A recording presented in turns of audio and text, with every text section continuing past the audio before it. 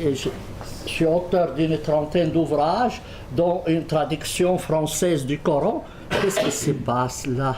Chers amis, je m'excuse, je suis désolé. Alors, dans une traduction française du Coran, dont sortira ces prochains jours une nouvelle édition. Ces prochains jours, vraiment ces prochains jours. Une deuxième édition. Puis aussi, il y aura une traduction italienne et une traduction anglaise du Coran et une édition arabe du Coran.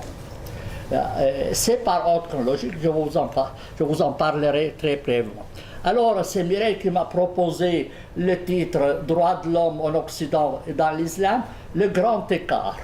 Je me suis dit, qu'est-ce que c'est le grand écart? J'ai trouvé une charmante dame qui représente le grand écart, vous le voyez. Imaginez que vous tombez sur un clou comme ça sur les amygdales, vous vous imaginez ce que ça peut vous faire du mal. Bien. Le problème le plus fréquent dû aux grands écarts, dit l'encyclopédie Wikipédia, c'est la douleur dans les articulations des hanches. Pour éviter le plus possible les douleurs, il faut correctement échauffer le corps en réalisant de multiples exercices d'étirement qui nécessitent beaucoup de souplesse.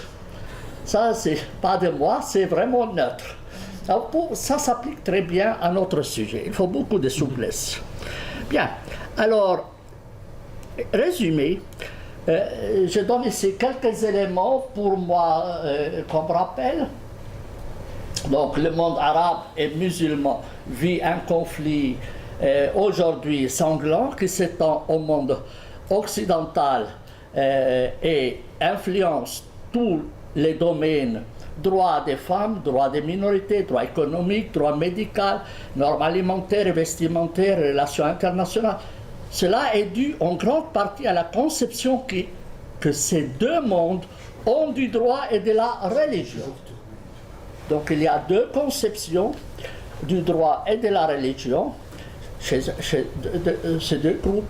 Quelles sont les solutions occidentales et les solutions arabes et musulmanes de ce conflit, et quel est l'avenir des rapports de ces deux mondes? Alors ça, c'est le sujet, c'est dont je veux parler. Donc, une situation tragique, pourquoi et comment résoudre? Quels sont les problèmes? Petite introduction, un avertissement. Je ne vous demande, est-ce qu'elle prend la photo, l'image? Non, bon, c'est flou. C'est flou, d'accord. Alors, je ne vous demande pas de penser comme moi, mais simplement de penser. Donc, mes propos ne sont pas paroles d'évangile, et moins encore de Coran. Bien. Et un intellectuel est une sentinelle, un petit intellectuel ou grand, c'est comme vous voulez. Est une sentinelle, si la sentinelle voit seulement comme les autres, elle est inutile, autant qu'elle descende. Un intellectuel doit choquer son audience. S'il ne fait que répéter ce que les autres disent, il s'agit d'un perroquet. Je ne crois pas que vous avez besoin d'un perroquet. Sinon, vous allez dans les eaux. Bien. Une société sans esprit critique est une société sclérosée. Une société sclérosée. Et vous ne pouvez pas faire évoluer une bicyclette en voiture si vous n'avez pas un esprit critique minimal. Donc pour faire évoluer une société, il faut un esprit critique pour dire, voilà, cette bicyclette, elle est bien, mais on peut la faire mieux. Et aujourd'hui, le monde arabe vit probablement le moment le plus sombre de son histoire. Depuis des siècles, c'est le moment le plus sombre de son histoire et qui influence aussi bien le monde musulman qu'occidentaux. Je vous donne une image ici, vous imaginez cet enfant qui piétine la tête d'un tuyau. Alors, qu'est-ce que vous pouvez attendre de cet enfant si on lui apprend cela? Yeah. Et il y a de nombreuses voix musulmanes qui s'élèvent contre cette situation pour dénoncer, et ils disent que c'est contraire à l'islam. Est-ce que ces principes sont vraiment contraires à l'islam et quelles solutions proposer pour y mettre fin et éviter la propagation dans les autres pays arabes et musulmans? Donc ils vous disent, non, non, ça ne représente pas l'islam, ce n'est que des fanatiques. Est-ce vraiment le cas? Alors, je vais commencer par vous expliquer d'où proviennent les problèmes. D'où proviennent les problèmes? Je vous donne un cas très simple. Vous connaissez tous la reine d'Angleterre. Oui. C'est une sympathique personne, une vieille pièce de musée qui ramène beaucoup de touristes en Angleterre. Et si elle venait en Suisse, elle va tout de suite conduire à droite, pas à gauche. Même si dans son pays, elle conduit à gauche. On ne peut pas prétexter qu'elle est la reine d'Angleterre pour exiger qu'elle puisse conduire à gauche. Si le président Hollande va en Angleterre, président de la République française, il ne peut pas dire écoutez, moi je suis le président, donc je fais à ma tête, je vais conduire à droite à Londres. Non, on va lui exiger qu'il se conforme aux normes locales. Vous voyez? Mais à supposer que la reine d'Angleterre s'entête à vouloir conduire à gauche, à Paris, au champ des Élysées, vous imaginez les problèmes que ça peut créer. Il y aura énormément d'accidents. Bon, pour lui faire plaisir, peut-être qu'on va lui fermer la route 1 ou 2 jours, juste pour s'amuser. Mais troisième jour, on lui dit c'est assez. Assez, c'est assez. Qu'est-ce qu'on en fait? Si elle s'entête, elle continue à vouloir à tout prix conduire à gauche. Qu'est-ce que vous allez faire? Même avec la reine d'Angleterre, contre laquelle j'ai rien contre, que je trouve beaucoup plus sympathique que M. Hollande, qu'est-ce que vous allez en faire? C'est simple, vous la mettez dans le premier avion, vous la renvoyez chez elle. Même si c'est la reine d'Angleterre. Vous n'allez pas ménager Sa Majesté la reine, parce qu'elle est la reine, non. Et vous connaissez la règle, si tu vas à Rome, tu vis comme les Romains. Je ne sais pas si vous connaissez d'où vient cette norme, cette parole, fameuse parole. C'est de Saint-Ambroise à Saint-Augustin. Saint-Augustin dit à Saint-Ambroise, mon cher maître, à Rome, on fête les dimanches. Et ici, à Milan, on fête le samedi. Que dois-je faire? On dit, quand tu vas à Rome, tu vis comme les Romains. Quand tu vas à Milan, tu vis comme les Milanais. D'où cette expression, si tu vas à Rome, tu vis. Alors, pourquoi se fait-il que des gens qui viennent d'autres cultures viennent en France ou ailleurs et disent « moi, je vais porter la burqa même si c'est interdit ». Est-ce qu'ils ne peuvent pas se conformer aux lois du pays comme ferait la reine d'Angleterre? Pourquoi elle ne le ferait pas? Vous voyez? Alors, quelle est la raison? Ce n'est pas parce qu'ils sont... ils ne veulent pas réfléchir aux autres, mais parce qu'ils ont une autre conception de la loi. La reine d'Angleterre va se dire, je suis un invité en France, même si je ne suis pas invité, mais quand même, elle respecte les lois. Elle dit, les lois, c'est un contrat social. Les gens ont décidé de conduire à droite, je conduis à droite comme tout le monde, je ne veux pas m'entêter pour rien et faire des accidents. Bien. Alors, les musulmans, voire même les juifs, parfois, ils en font aussi des dégâts similaires avec leurs cimetières et leur abattage cachère. Pourquoi ils ne s'adaptent pas aux normes locales? Pourquoi? Parce qu'ils ont une autre conception de la loi. Moi, je vous parle comme juriste, pas comme polémiste, mais comme juriste. Alors, quelle est la conception de la loi? En fait, il y a 3 manières de faire la loi. La première loi, ce que j'appelle la loi fromage. C'est-à-dire une loi qui est faite selon les goûts des gens. Vous voyez, je vous ai même mis un plat de fromage ici. C'est un accord démocratique. Les gens décident de mettre plus de sel, moins de sel, plus de trop, moins de trop, et puis chacun s'y plaît avec le fromage qu'il a. Hein?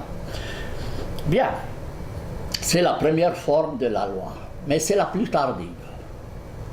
La deuxième forme de la loi, c'est la loi dictatoriale. Je m'appelle Staline, je prétends être plus intelligent que vous tous, et je veux votre bien. Je fais une loi, vous vous adaptez, sinon je vous coupe la tête ou je vous envoie en Sibérie. C'est simple. C'est la loi dictatoriale. D'où vient le terme dictatorial, dictateur? Ça vient de la Rome antique. Rome antique, quand la cité était en danger, on confiait les affaires à un magistrat spécial. On dit, les Italiens aiment beaucoup parler, vous savez, les Romains. Dit, maintenant c'est assez parlé, il faut quand même qu'on agisse. Alors il donne plein de pouvoir à quelqu'un pour une durée déterminée qui va pouvoir décider des choses pour sauver la ville du danger. Et pour cela, dictateur, ça veut dire qu'il va dicter les lois. Et c'est pour une durée déterminée. Bien, aujourd'hui, ça a un sens négatif et je comprends. Maintenant, il y a une troisième manière de faire la loi, c'est la loi révélée. Et on ne la connaît plus en Occident. On ne la connaît plus en Occident, mais c'est la loi, la manière la plus ancienne et la plus répandue dans le passé pour faire la loi. Voilà, moi je m'appelle Moïse, je vais sur la montagne du Sinaï, je parle avec un Dieu que personne n'a vu, et puis je descends après 40 jours, après avoir ni mangé ni bu, vous imaginez dans quel état il est. Il descend de la montagne, il voit son peuple en train d'adorer les veaux d'or, il se fâche, le type, et puis en un seul jour, il tue 3000 personnes, dit la Bible. La Bible dit qu'un jour, il a tué 3000, si vous voulez égorger 3000 moutons, il faut vous réveiller tôt, hein, en un jour. Il faut vous réveiller tôt. Donc c'est le système de la loi révélée. Ce système se trouve chez les Juifs et chez les musulmans, moi chez les chrétiens. Moi, chez les chrétiens, je vais vous expliquer pourquoi. Alors, la Bible dit que Dieu a écrit la loi de son propre doigt. Il a parlé et puis il a écrit sur la tablette de pierre les lois avec son propre doigt. Vous imaginez vraiment, il devait avoir les doigts solides pour écrire sur des pierres. Bref, et il leur dit, où que vous soyez, vous devez appliquer cette loi, vous ne pouvez pas changer. Eh bien, tout ce que je vous ordonne, vous le garderez et le pratiquerez sans y ajouter ni en retrancher. Deutéronome, c'est une loi perpétuelle pour vos descendants où que vous habitiez. Que vous soyez en France, vous devez appliquer le kasher ou autre, etc. Partout. Invoquant ces versets et d'autres, Maïmonide, voilà, alors, à gauche, vous avez l'honorable Moïse, et à droite, c'est le philosophe Moïse, Ibn Maïmoun. Ibn Maïmoun, les Juifs, ils disent, de Moïse à Moïse, il n'y a pas plus grand que Moïse. Ça veut dire, le Moïse, celui-là, à droite, il est considéré comme le plus grand théologien de la communauté juive de tous les temps. Et lui, il dit, c'est une notion clairement explicitée dans la loi, que cette dernière reste d'obligation éternelle dans les siècles et des siècles sans être sujette à subir aucune variation, retranchement ni complément. Celui qui prétendrait le contraire devrait être, selon Maïmonide, mis à mort par strangulation. Celui qui ne veut pas refuser la loi de Dieu, il faut lui tordre les cous. D'ailleurs, si vous voulez ouvrir vraiment des tribunaux juifs, vous devez ouvrir à côté une boucherie. Il y a environ 46 délits pour lesquels il y a la peine de mort dans la Bible.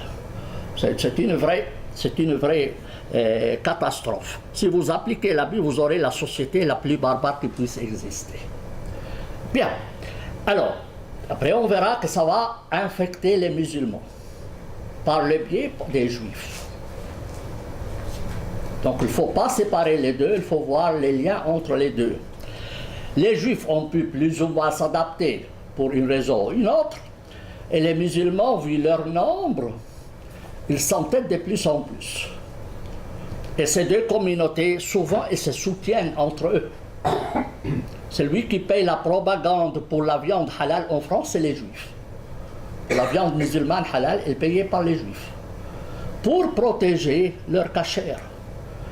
Et quand il y a eu le problème des abattages rituels en Suisse, c'est les juifs et les musulmans qui sont mis dans la main pour pouvoir pour pouvoir faire passer la loi. Ils ont échoué, heureusement. Et en matière de cimetière, c'est la même chose.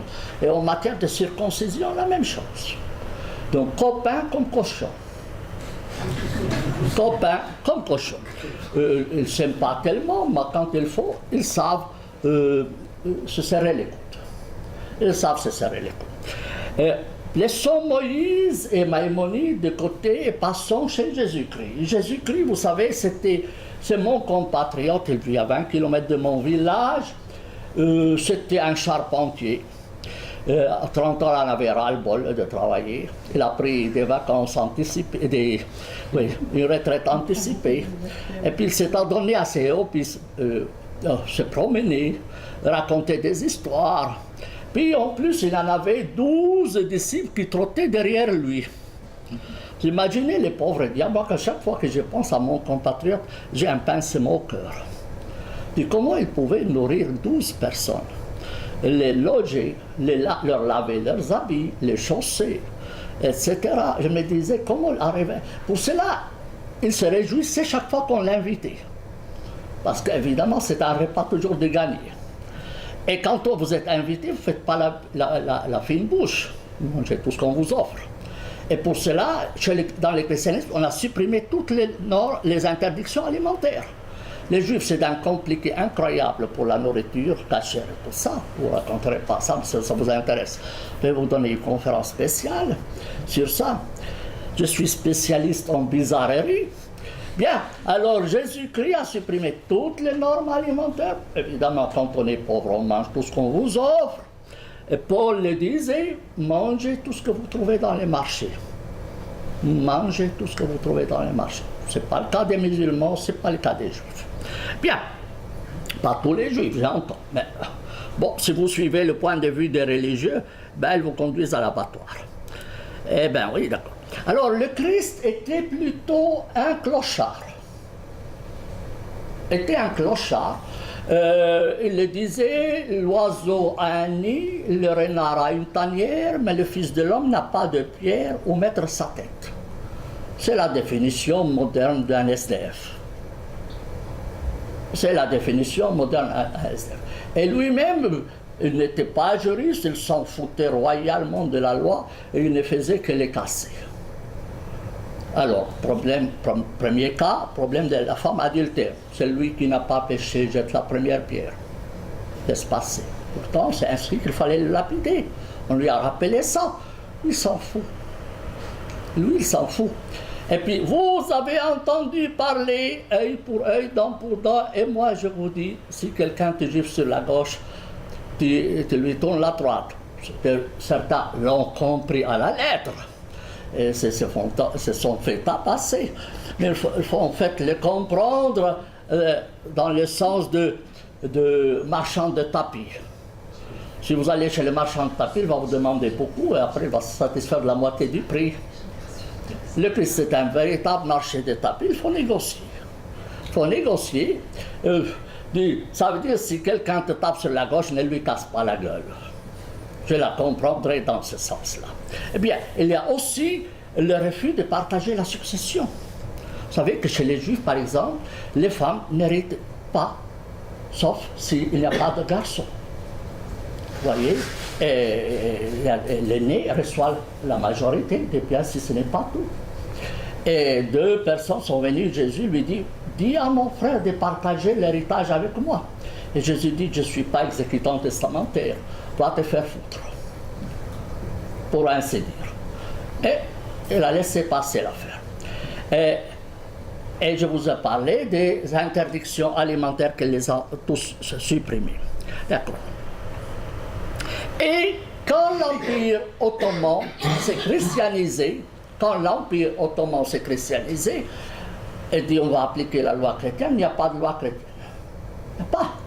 Le Christ est un moraliste et n'est pas un juriste. Alors on dit, dans ces cas-là, on reste à notre loi. Puisque la Grèce est connue pour sa philosophie, et Rome est connue pour la loi. Et quelle est la définition de la loi chez les Romains? c'est Gaius qui donne la définition. Gaius, c'est un plébéien, paraît-il, qui écrit un livre de droit, Institutus, des institutions, et il est mort 160 après Jésus-Christ, et il définit la loi. La loi, c'est ce que le peuple prescrit et établit. C'est la sémence de la démocratie. C'est ce que le peuple. C'est pas Moïse qui descend du ciel, qui reçoit la loi. Non, non, non, non, non. C'est le peuple qui décide. Quand on vous dit est-ce que les musulmans peuvent être démocrates, nous verrons jamais de la vie. Mais jamais de la vie. Parce que chez eux, c'est Dieu le souverain. Mais on va en parler. D'accord. Et Saint-Pierre, il dit, il y a dans une de ses lettres, première lettre, chapitre 2, verset 16, comportez-vous en homme libre. Vous êtes libre. C'est vous qui décidez de vos lois. Saint Augustin disait, aime-moi et fais tout ce que tu veux. C'est Saint Augustin qui disait cela. Donc il n'y a pas de loi dans le christianisme et on est resté au système romain. Et tout le système occidental et toute la démocratie moderne provient de cette définition romaine de la loi. C'est le peuple qui est souverain et pas le bon Dieu. Bien. Maintenant, on va passer, disons entre parenthèses, ça ne veut pas dire que les chrétiens ont toujours respecté cela, vous le savez très bien. À côté de chez nous, à Genève, Monsieur Calvin a brûlé vivant Michel Servet. Il l'a brûlé vivant, parce qu'il l'a contredit. Alors, l'Église réformée de Genève a fait pénitence. Il lui a installé une stèle. Il a dit c'est une des erreurs qu'a commis l'Église réformée.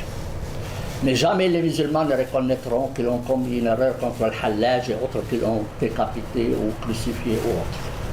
Jamais. Donc l'Église catholique l'Église réformée, et l'année de même avec Galileo ou Bruno.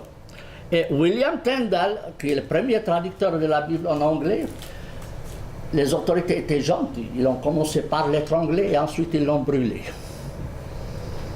Donc il est encore un peu plus gentil que Calvin. Vous connaissez Galiléo, avec la terre qui tourne ou le ciel qui tourne. Alors voilà, alors ça c'est le pauvre Tyndale. Et puis Giordano Bruno, qui a été brûlé vif. 1600. Bien. Très très bien. Et à Lausanne, vous savez, 19e siècle, je crois, c'est la dernière sorcière qu'on a brûlée. Pour vous dire. Voilà. Et notre ami Galiléo. Mais ces autorités ont fini par reconnaître leurs erreurs.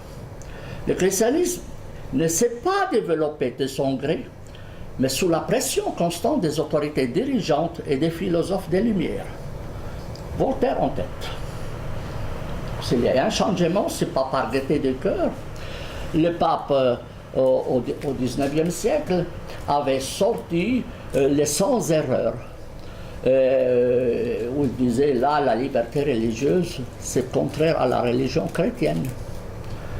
Je ne vous raconterai pas tout, mais bon, vous pouvez le savoir, je peux vous envoyer le texte. Bien. Et c'est la raison pour laquelle, d'ailleurs, la Suisse a adopté sa constitution en 1874 et il a rompu les relations diplomatiques avec le Vatican à cause de le dogme de l'infaillibilité. Ils lui ont dit, cher monsieur, ça veut dire que toi, tu vas dire des choses à Rome et puis ça va s'appliquer chez nous. Ah non, pas question. Pas question. Non, non. Tu manges ton spaghetti dans ton coin et tu te tais. Tu n'as rien à foutre chez nous. Et d'ailleurs, jusqu'à très récemment, on avait interdit aux jésuites d'habiter en Suisse, parce que c'est des troublions. Ils troublaient la fête, troublaient la paix sociale. Bien, maintenant, ils se sont calmés. Mais pourtant, les Suisses n'ont rien contre les papes. C'est d'ailleurs les Suisses qui protègent les papes. Pour vous dire, on n'a rien contre les papes, simplement chacun son domaine. Nous, en Suisse, on décide ce qu'on veut. Et lui, il décide du plat qu'il mange. Il ne peut pas mettre son nez en dehors du plat de spaghettis qu'il a, au cas où il aimerait les spaghettis. Paraît-il, le grand plaisir du pape actuel, c'est de pouvoir manger une pizza. sans être contrôlé. Mais bon, ça a son droit. Eh bien, alors, Mahomet, voyons, alors on a passé de Moïse jusqu'à Jésus-Christ, et puis vient le tour de Mahomet. L'islam est une copie conforme à l'original du judaïsme. D'ailleurs, je l'ai dit souvent, celui qui a écrit le Coran, c'est un rabbin étourdi. Je l'ai écrit en longueur et en largeur, et je l'éprouve. Pourquoi rabbin? Parce que 90% du texte du Coran provient des sources juives. Et deuxièmement, étourdi parce que vous ne trouvez jamais un livre aussi désordonné que le Coran. Donc il faut avoir bu un seau de vin à jeun. Même. Vous voyez? Donc pour moi, j'ai toujours dit. Alors, dans l'islam, il dit la parole des croyants, lorsqu'on les appelle vers Dieu, sont envoyés pour que celui-ci juge parmi eux, consiste à dire nous avons écouté et avons obéi. Il n'y a pas de discussion entre les deux. Tu écoutes, tu obéis. Tu ne discutes pas. Le Coran le dit clairement. Alors, cas d'adultère, il y a eu le même cas d'adultère qui était présenté à Jésus-Christ.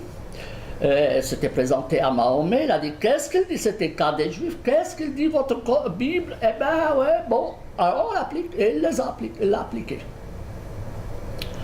Bien, alors récapitulation. Pourquoi, alors voilà, Mont Sinaï, 2285 mètres, lieu de la révélation du prophète Moïse. Vous êtes d'accord? C'est précis comme des Suisses. Bien, maintenant Mahomet, Moïrat, 642 mètres, ça s'appelle mon poche. Quand on n'a pas d'autre, on l'appelle ce qu'on peut. Bon, lieu de la révélation du prophète Mahomet. En Suisse, Mont-Rose en Suisse, 4634. Donc le double du Sinaï, presque. Aucune révélation reçue en Suisse. Et ce qui m'a beaucoup intrigué, parce que j'ai demandé beaucoup de touristes si jamais ils avaient reçu de tablettes ou de joie révélées. Personne n'a rien reçu. C'est désolant. Pourquoi est-ce qu'il allait se faire foutre là, au Sinaï, et il n'ira pas chez nous? Mais quand même bien. Eh bien, si le bon Dieu ne devait quand même pas faire de la discrimination contre les braves Helvètes. Eh bien, moi, j'ai découvert que la raison pourrait être le froid. La révélation ne descend pas avec le froid. Il faut en fait aller dans une région chaude où vous hallucinez plus facilement. Vous voyez, d'ailleurs, un professeur juif de l'université hébraïque de Jérusalem, la Bible, il dit, ça tonnait, la montagne tonnait et fumait. Il dit, non, non, non, chez nous, il n'y a pas de montagne qui tonne ni fume. Ça, tu oublies. Ça, c'est tu oublies. Ce qui est arrivé, en réalité, c'était la tête de Moïse qui a fumé. Et il a dit qu'en fait, les Juifs utilisaient la drogue dans leur rituel. Et ce moment-là, Moïse était drogué. Et puis il a vu ce qu'il a vu, ce que vous pouvez le voir. Moi, j'ai toujours dit, c'est facile de créer un prophète dans un laboratoire. Vous lui donnez assez de matière stupéfiante. D'ailleurs, chez les chamans d'Amazonie, ils ont de quoi se droguer. Après, vous mettez sur une chaise tournante, vous le tournez 20 fois, vous le lâchez, le voilà prophète. Sauf qu'il n'aura pas le succès qu'a eu Mahomet. Pourquoi? Parce qu'il lui manque l'épée. Ça. Et puis il lui manque les femmes pour les distribuer. C'est ça, parce qu'il faut l'argent, il faut l'épée, etc. Et lui, les putains, il les distribuer, donc il avait les moyens. Alors, on va continuer. Bien. Alors, nous avons dit que Moïse, le grand philosophe, il dit celui qui ne veut pas appliquer la loi, il faut lui tordre les cous. Vous êtes d'accord? On a un cheikh, un Maïmonide est mort d'ailleurs au Caire. Il est mort au Caire. Bien. Alors, Maïmonide, il y a un de ses concurrents musulmans qui est mort en 1998 aussi au Caire, mais c'est d'une religion concurrente complémentaire, que le judaïsme, il dit. Regardez-le. Moi, je dirais qu'il est descendu de l'arbre. Mais bon, si j'étais le responsable de ce pays ou la personne chargée d'appliquer la loi de Dieu, je donnerais un délai d'une année à celui qui rejette l'islam. Donc, retenez, chaque mot a une valeur. Il dit, si j'étais le responsable de ce pays ou la personne chargée d'appliquer la loi de Dieu, ce n'est pas la loi tout court, c'est la loi de Dieu. Vous comprenez? Je donnerai un délai d'une année à celui qui rejette l'islam. Ça veut dire, si tu refuses d'appliquer la loi de Dieu, tu rejettes l'islam. Alors, qu'est-ce qu'il va le faire?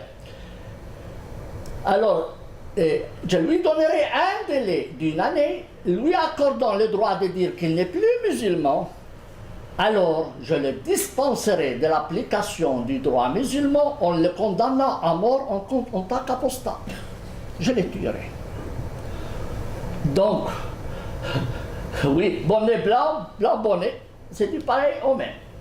Moïse, les Juifs, et notre copain là, Sha'rawi, c'est les deux facettes de la même monnaie. Et ça peut aller très loin. Vous savez, en Égypte, il y a l'excision des femmes. En Égypte, 90% environ des femmes sont excisées. Et les autorités ont voulu s'opposer.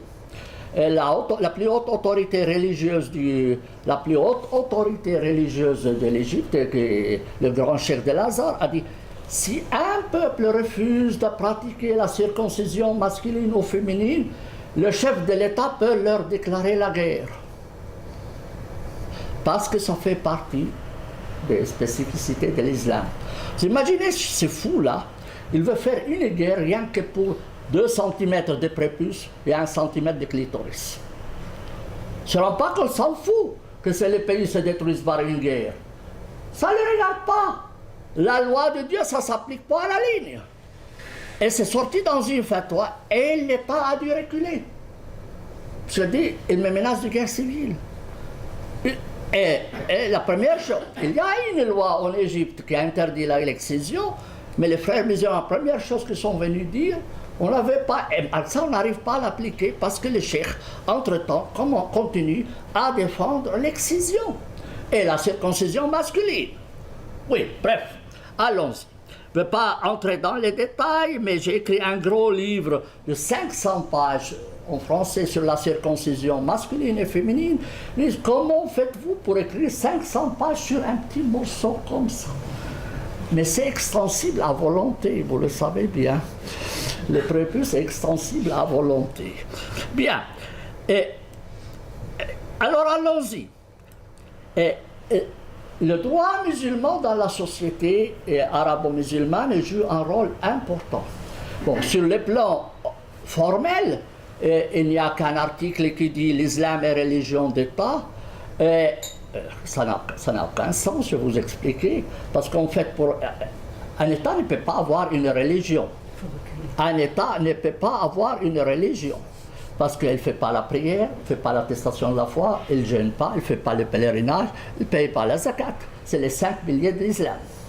Un État, c'est une institution administrative. C'est les individus qui peuvent avoir des religions, mais pas l'État.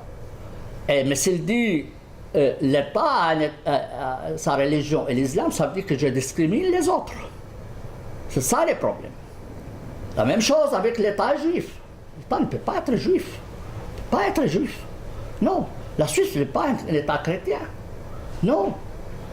Les gens peuvent être chrétiens, tout ce que vous voulez, chrétiens, tout ce que vous voulez.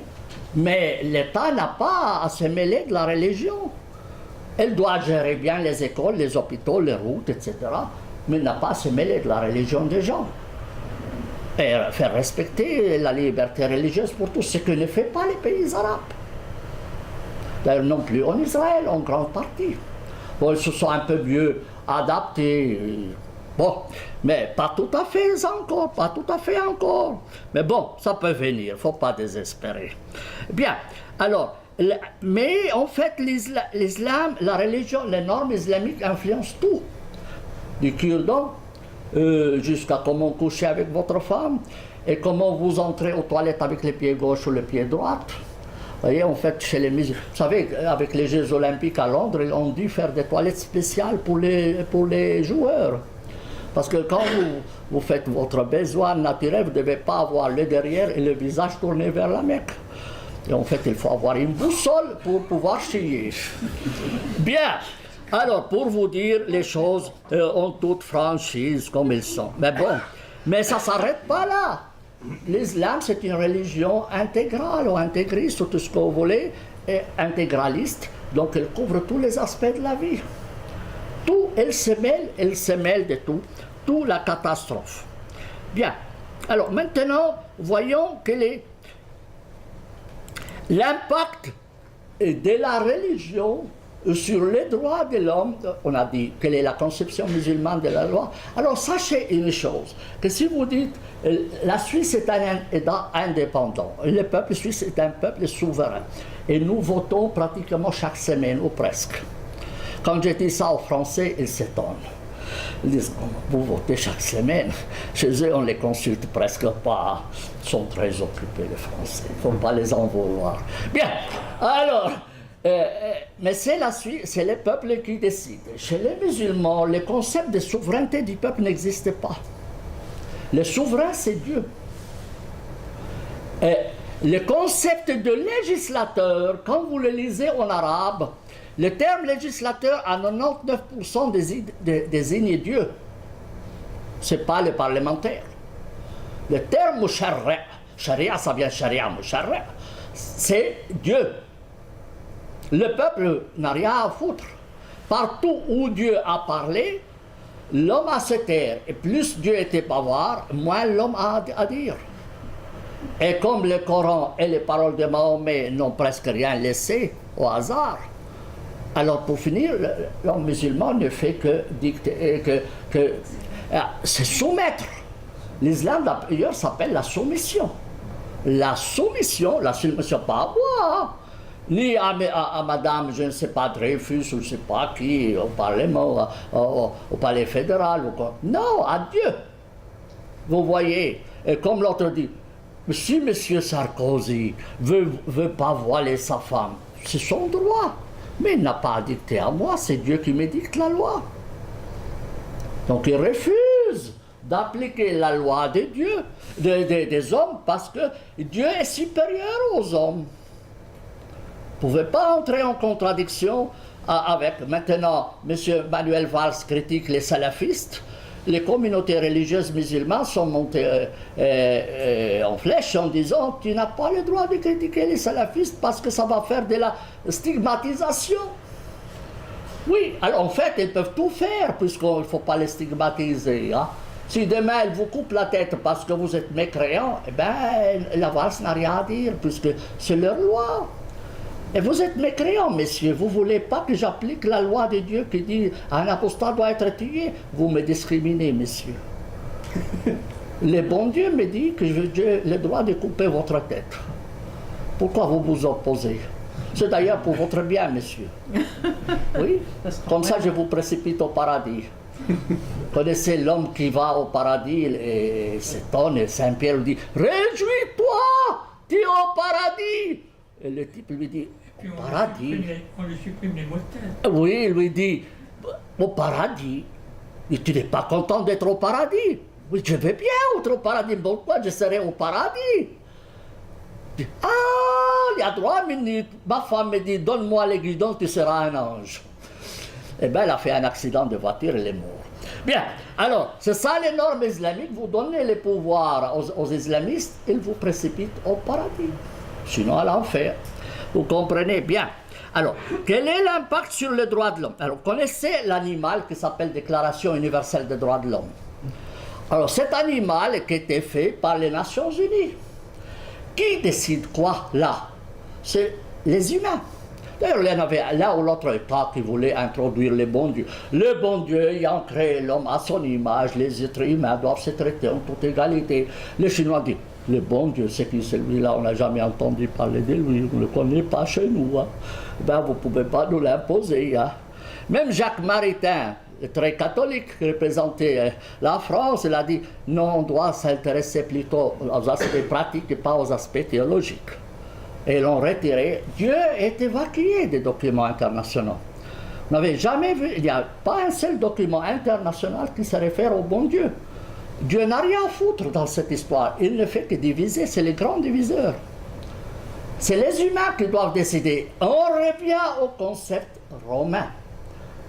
C'est les peuples qui décident la loi qui doit le régir. Vous comprenez? Alors, les musulmans se sont dit, les Occidentaux peuvent faire une déclaration universelle, nous aussi. Alors, ils ont fait une assemblée, une réunion à l'UNESCO. Ils ont fait une déclaration universelle islamique des droits de l'homme et ils l'ont distribuée en langue française, en langue arabe, en langue anglaise.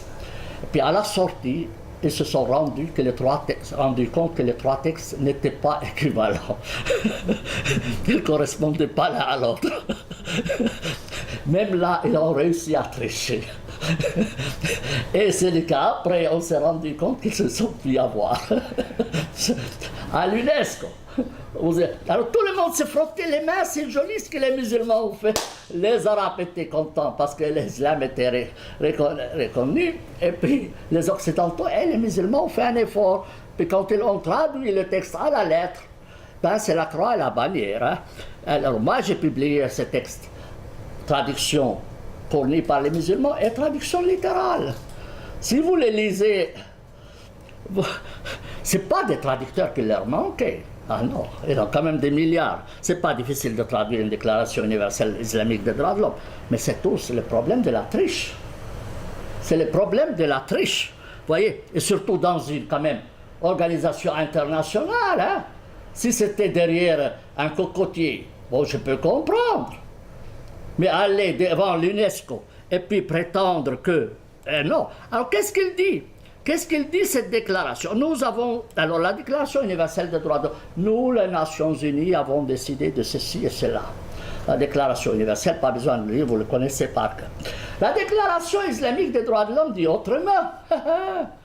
Alors, nous les musulmans, dans la diversité de nos appartenances ethniques et géographiques, fort de notre dépendance vis-à-vis de Dieu, Dieu a toutes les sauces, l'unique et le dominateur, fort de notre foi dans le fait que Dieu est le maître souverain à la souveraineté, et de toutes choses en cette vie immédiate comme en la vie ultime, fort de notre conviction que l'intelligence humaine est incapable d'élaborer la voie la meilleure en vue d'assurer le service de la vie sans que Dieu ne la guide et ne lui en assure révélation. L'homme est incapable de se gérer sans l'intervention de Dieu. Donc, mesdames, messieurs, quand vous votez, rappelez-vous de ça, ne votez pas. Suivez ce que dit l'imam de la mosquée de Genève. Parce que c'est lui le seul qui a le téléphone avec les bons dieux. Bien. Donc voilà deux conceptions totalement différentes. Et les pays arabes ont signé des tonnes de déclarations, de résolutions et tout ça aux Nations Unies. Mais chaque fois, ils ont ajouté, en cas de contradiction entre ces textes et les normes islamiques, la priorité sera donnée aux normes islamiques. Ils ont annulé tous les contenus. Ils ont annulé tous les contenus. Alors, ils ont fait des réserves. Ces réserves sont soit spécifiques à un article particulier, par exemple, matière de liberté religieuse, ça on ne peut pas accepter. La question de liberté religieuse, non. Vous en parlerez. Égalité entre hommes et femmes, pas question. Égalité pour le mariage, non, pas question. Ou une clause générale, toute disposition de ce texte qui serait contraire à l'islam ne sera pas appliquée chez nous. Alors à quoi bon signer dans ce cas-là? Autant appliquer les droits musulmans pour à la ligne. Vous comprenez? Bien. Alors, on va continuer, mais on va pas. Alors, quelle est l'influence? Quelle est l'influence? Ça va avoir avant tout influence politique. Le Coran, il y a un chapitre qui s'appelle le chapitre des partis, de coalition ou de confédérés. Hezb. Vous connaissez Hezbollah? Hezbollah. D'où provient ce nom Hezbollah? Hezbollah provient du Coran parce qu'il oppose deux hezb, deux partis. le hizb de Dieu et le hizb d'Allah. Et celui du Liban, c'est Hezbollah, et les autres, c'est le hizb du diable. Et pour cela, tous ceux qui ont voulu faire des projets de constitution, ils ont dit, nous interdisons tout parti politique qui serait opposé à l'application de l'islam. Donc il ne peut accepter que la présence des partis d'Allah. Vous comprenez? Donc, première influence, c'est que sur le plan politique, l'islam ne peut pas accepter l'alternance. Il ne peut pas accepter la diversité de l'opinion. En Suisse, on a plusieurs partis politiques, et puis bon, que les meilleurs gagnent. Il faut comprendre que le concept musulman n'est pas vain. Il n'est pas bête complètement. Voyez-vous, messieurs, vous êtes verts, hein? Vous allez nous faire tous bouffer de la salade. Vous représentez la chimie, vous allez bouffer tous de la chimie. Vous êtes capitaliste, vous allez nous ruiner avec vos histoires. Vous, messieurs, je ne sais pas quel parti, et puis vous allez faire une loi les quatre. Allez vous faire entendre. Vous n'allez pas vous entendre entre vous déjà, mais bon, ça va tenir à une voix. Celui qui recevra une voix de plus, ce sera le meilleur. Bon. Alors, les musulmans disent, nous voulons un qui est au-dessus de la mêlée. C'est Dieu. Donc c'est Dieu qui est neutre, qui va pouvoir nous dicter comment nous comporter. Le problème, il est où? C'est qu'en fait, le bon Dieu n'a ni téléphone, ni fax, ni internet, ni rien du tout. C'est un vieux monsieur assis sur un tabouret avec une longue barbe tout le temps en train de dormir. Et puis le facteur est mort, la poste est fermée et les escaliers détruits. Donc vous ne pourrez jamais l'atteindre. Vous ne pourrez jamais l'atteindre. Donc, le bon Dieu, c'est un peu comme les scouts. Toujours prêt, jamais présent. Vous voyez? Et donc, on vous dit, Dieu a dit ceci, Dieu a dit cela. Bon, ce que je peux vérifier. Il a dit qu'il faut lapider. Bon, je vais quand même avoir le cœur net. Pouvez-vous, s'il vous plaît, me donner le numéro de téléphone? Je paye la communication, hein? Je paye la communication. Bon Dieu, est-ce que c'est toi qui as dit qu'il fallait lapider comme dit Hani Ramadan? Le bon Dieu, il est sourd, il n'entend pas. Parce que s'il entendait depuis longtemps, les musulmans n'auraient eu pas ces problèmes. J'avais un ami afghan, il disait que le bon Dieu entend, mais il est aveugle. Dieu, comment t'expliques ça? Il dit, oui, parce que nous, les Afghans, on prie le bon Dieu tout le temps. Seigneur, envoie-nous du blé. Il envoie le blé aux États-Unis. Il se trompe de frontière. Vous voyez? Il entend la prière, mais il envoie à la fausse place. Alors, en tout cas, à mon avis, le bon Dieu doit être sourd. En tout cas, si j'étais le bon Dieu, je m'en foutrais des humains. Et le psaume, il dit, qui est l'homme pour que tu t'en occupes? Et avec toutes ces bêtises qu'ils font, c'est le bon Dieu. Il y en a un philosophe qui disait, si Dieu devait exaucer chacun, il n'y aurait plus personne sur terre, parce que chacun insulte l'autre, chacun veut la destruction de l'autre. Alors le bon Dieu fait bien de ne pas se mêler. On a déjà assez de merde comme ça.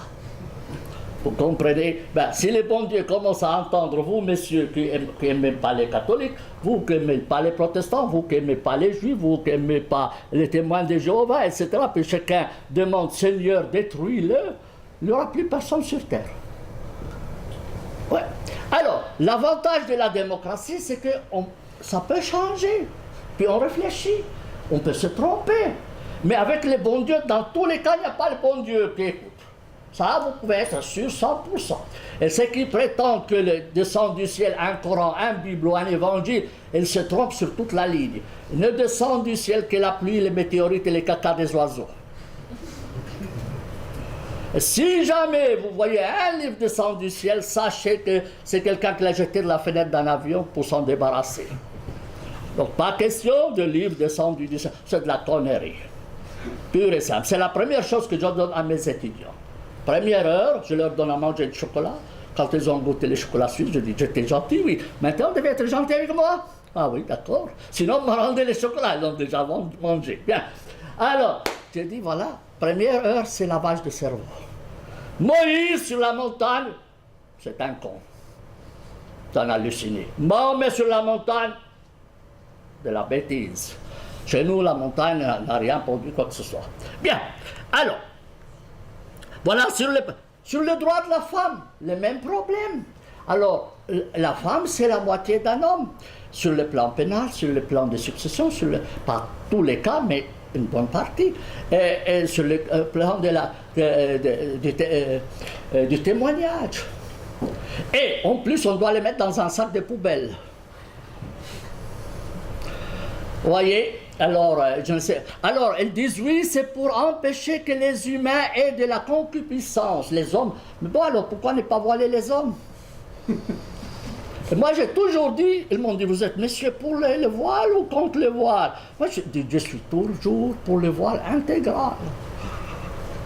Comment, monsieur? Mais chez les musulmans, c'est sur la base du sexe, moi, sur la base de la beauté.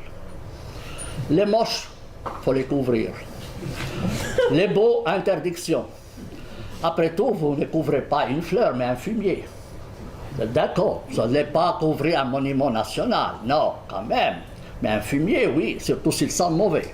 Bien, alors, dit, mais comment allez-vous décider qui est beau, qui n'est pas beau? C'est simple, à Lausanne, on a une commission de l'art hein, qui décide qui achète des pièces d'art pour agrémenter la ville.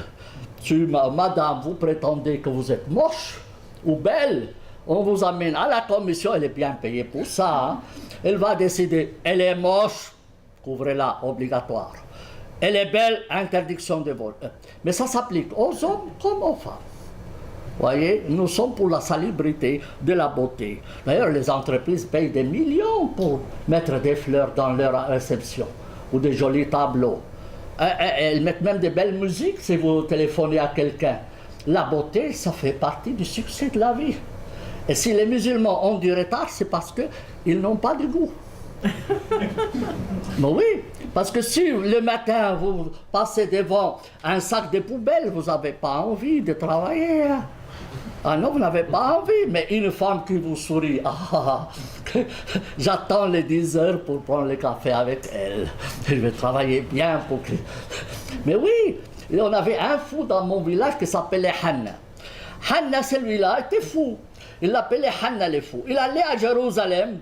Et quand il passait dans les rues de la vieille ville de Jérusalem, il voyait une jolie fille, il la pinçait au bras. Alors les gens lui disent, hé Hanna le fou, calme-toi, tu nous fais scandale. Il dit, taisez-vous, sans les belles femmes, les hommes marcheraient sur 4 pattes. Il n'était pas aussi fou que ça, hein. Il n'était pas aussi fou que ça. Alors si les pays musulmans sont en retard, c'est en partie à cause de leur manque de goût de la beauté. Regardez, on a mis ici des jolis tableaux. Et ça a coûté quand même. C'est pas ça qui va faire la conférence. C'est pas les fleurs qui vont faire le travail dans l'entreprise. Mais ça donne quand même envie de mieux travailler. La beauté, c'est un des éléments du progrès de la société. Retenez bien ça de moi. Bon, alors, regardez ces femmes-là, je vous ai dit, regardez ces femmes, elles nagent. C'est quoi ça? Puis aujourd'hui, la plupart des terroristes peuvent se camoufler facilement avec leurs habits, ça, puis commettre, d'ailleurs, les vols dans des pays arabes, il y en a plusieurs qui disent, quand vous entrez avec leurs habits, ça, il y a un contrôle spécial pour qu'ils ne volent pas. Oui, et au Yémen, c'est interdit que les hommes aillent visiter des femmes. Mais c'est simple, les hommes s'habillent en burqa, ils vont visiter leurs copines à l'intérieur, ils font ce qu'ils veulent. Mais oui, comment vous allez pouvoir contrôler tout ça? Vous voyez, ça, c'est vraiment incitation à la débauche et au vol et au crime. Vous voyez, donc, liberté d'expression. Liberté d'expression, l'islam ne peut pas permettre la critique. Il y a un chapitre entier qui s'appelle les poètes dans le Coran. Et Mahomet a fait exécuter des poètes qu'il avait critiqués. Il ne peut pas permettre une liberté d'expression. Non, on l'a lu. Nous avons entendu et nous avons obéi.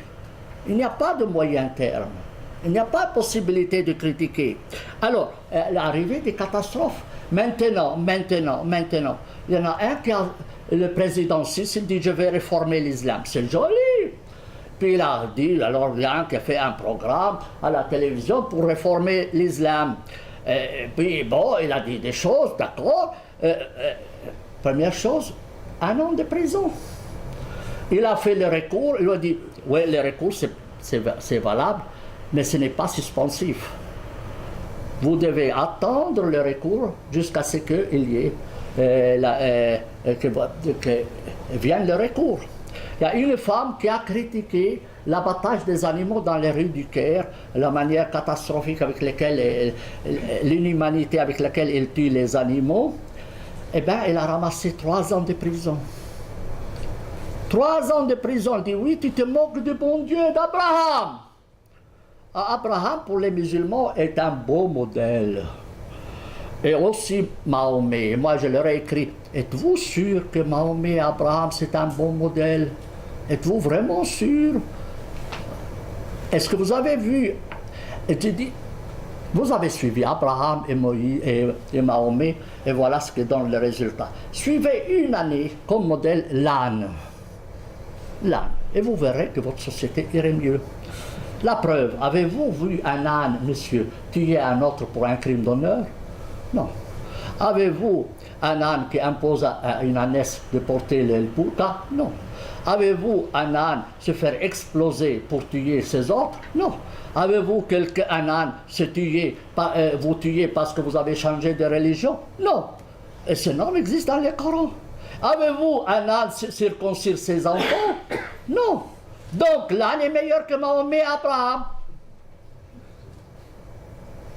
Oui, moi j'ai fait des essais de plantes. Dans mon bureau, je fais des plantes. Mais je ne sais pas qu'est-ce que j'ai planté. Je ne sais pas les grains que j'ai plantés. J'attends quoi? Le Christ dit, c'est de ces fruits qu'on connaît l'arbre. Je dois attendre qu'il porte des fruits, parce que je ne connais pas l'arbre. Par hasard, j'ai mis des plantes dans un pot comme ça, puis ça pousse. Alors, si je dois juger d'après le résultat, le fruit, eh bien c'est catastrophique cet arbre. Alors quand tu me dis, Abraham, le Coran le dit, vous avez dans Abraham et dans Mahomet un beau modèle, mon œil. Mon œil. Eh bien vous l'avez suivi 14 siècles. Donnez une chance, une année à l'âne. Une année. D'ailleurs, j'ai écrit une lettre dans un article qui dit « Seigneur, s'il te plaît, sors-moi de la catégorie des humains et mets-moi dans la catégorie des ânes. » D'ailleurs, j'ai fait un scénario comme quoi le bon Dieu avait... Vous savez, le bon Dieu, Abraham, c'est le copain du bon Dieu, ils disent la Bible et les musulmans. Je dis non, le copain du bon Dieu, c'est l'éléphant et l'âne. Parce que l'on a des grandes oreilles, il écoute. Et le bon Dieu aime bien être écouté. Alors c'est conseillé à lui, c'est l'âne et l'éléphant chez moi. Abraham et tout ça, je ne connais pas. Le bon Dieu ne les connaît pas. C'est de la connerie. Eh bien, imaginez, monsieur, quelqu'un, dans la nuit, quelqu'un vous dit, monsieur, vous êtes grand-père, vous dites à votre fille, le bon Dieu m'a apparu, il m'a dit, il faut que je coupe le zizi. Vous avez 99 ans. Papa va dormir, on parlera demain. Si le lendemain elle revient avec la même chose, vous allez appeler le psychiatre. Vous êtes d'accord? Eh bien, Abraham s'est fait circoncire à l'âge de 99 ans. Et ah oui, 99 ans, c'est le chapitre 17. Ah oui? Et puis, appelle le bon Dieu, lui dit, va tuer ton fils aîné, il se précipite. Mais qui est ce connard? Mais qui est ce connard? Et puis vous prenez ça comme modèle, c'est une catastrophe. C'est une catastrophe. Mais tu touches à la Bible. Mais la Bible, c'est quoi? C'est un livre comme les miens, comme les vôtres, pas plus ni moins. Faut pas sacraliser les livres. Faut pas sacraliser ni le Coran. Il y a des bonnes choses dans la Bible, et je reconnais. Il y a des bonnes choses dans le Coran, je reconnais. Il y a des belles choses dans l'Évangile, je reconnais. Mais si vous les appliquez à la lettre, vous courez... C'est à votre risque et péril, hein. Ah, vous voyez? Donc, liberté d'expression foutue. Regardez, il y en a un qui leur a dit il faut comprendre le Coran autrement. Il a été pendu. L'autre lui a tiré une balle dans la tête. L'autre, on l'a divorcé de sa femme. Il a dû vivre en Hollande. Et c'est chaque jour il y a 7 procès en 3 mois pour la liberté d'expression. Maintenant en Égypte, 7. Et sans parler des autres. C'est incroyable maintenant. On a l'Inquisition. Et cette Inquisition, Dieu merci, est en train de se propager à la 17e chambre correctionnelle de Paris. Eh bien, oui, moi j'ai été là-bas témoigner 2 fois d'ailleurs. Oui. Eh bien, je vous assure qu'ils m'ont dit, comment se fait-il en Suisse, vous n'êtes pas poursuivi? Et alors qu'en France, j'allais lui dire, en France, vous avez des relents d'inquisition. Et en fait, ils n'ont pas encore guéri de Saint-Barthélemy.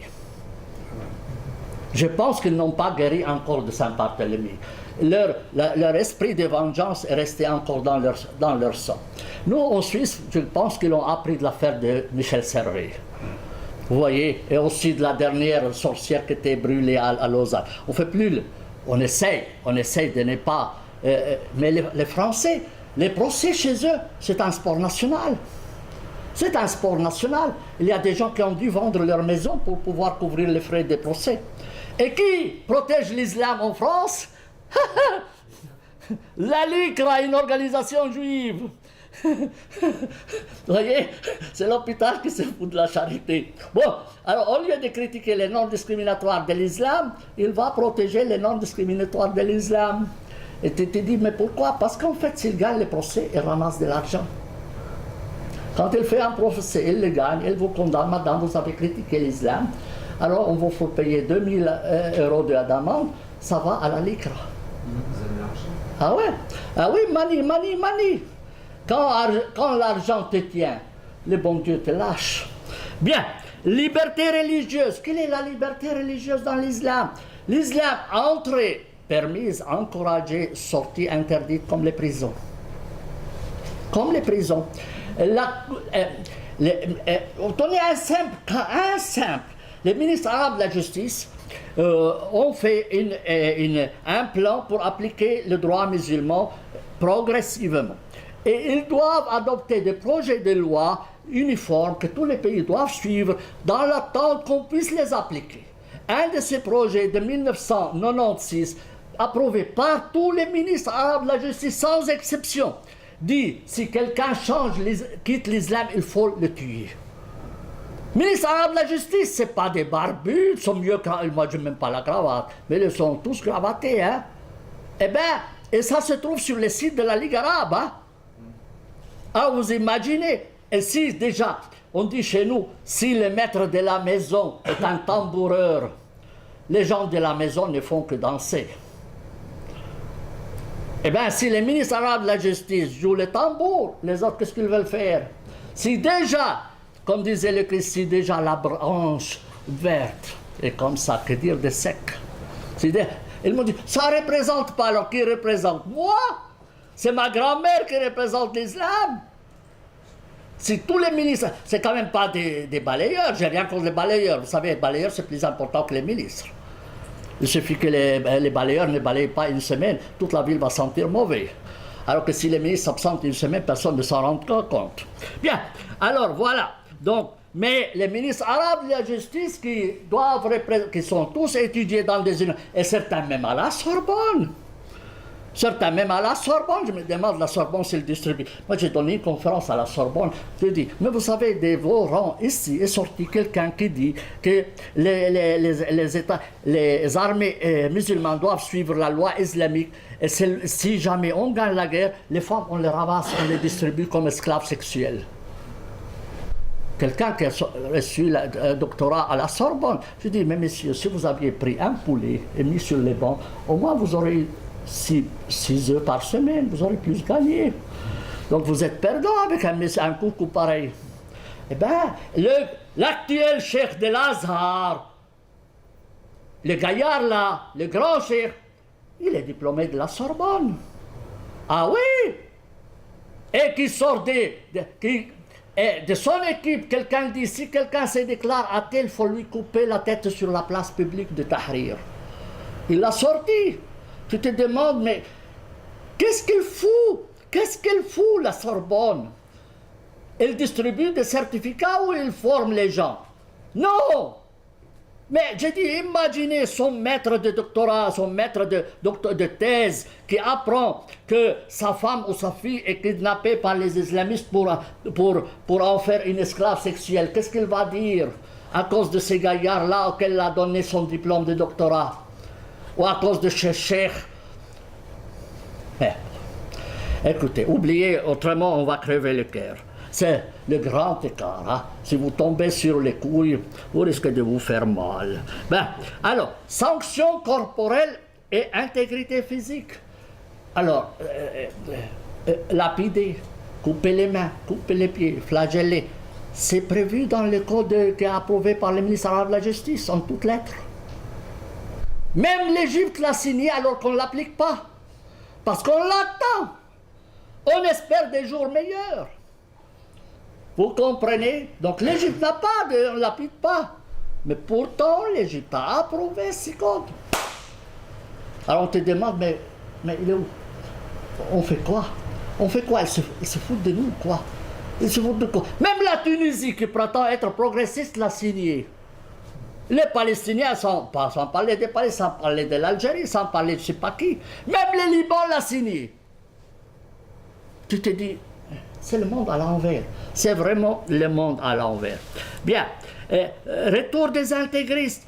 Première chose qu'ont fait les intégristes quand est arrivé les islamistes au pouvoir en Égypte, nous voulons détruire les statues de le Sphinx et les pyramides.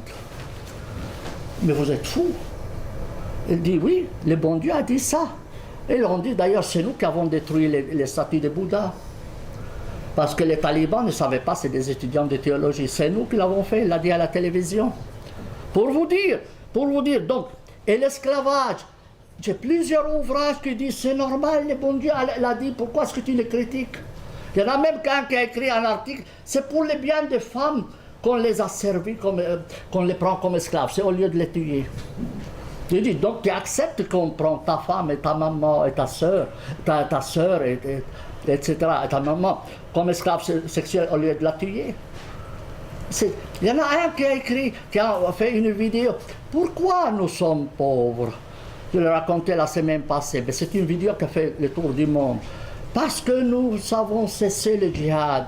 Alors imaginez, messieurs, mesdames, vous allez dans la guerre et vous rentrez de la guerre avec 10 têtes, il l'appelle 10 têtes comme si c'était des animaux, 5 femmes, 3 garçons, 2 filles, etc. Et vous avez des difficultés économiques, vous allez les vendre au marché.